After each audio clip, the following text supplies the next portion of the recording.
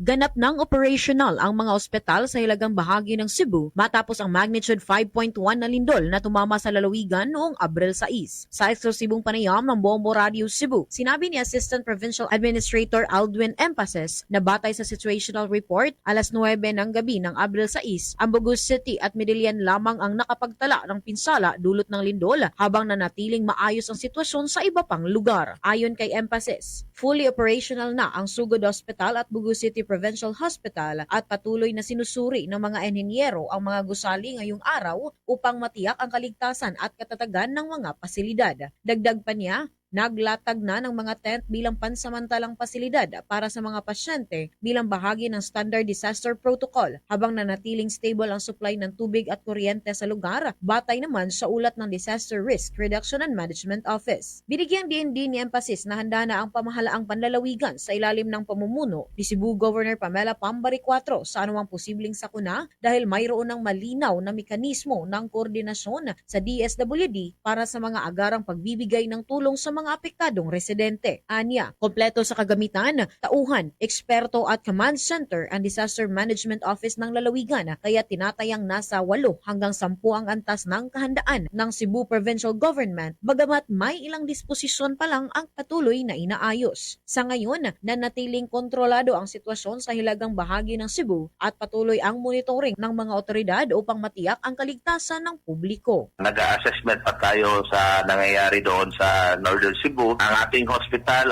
full operational naman ang serviceable. Okay naman yung mga pasyente natin.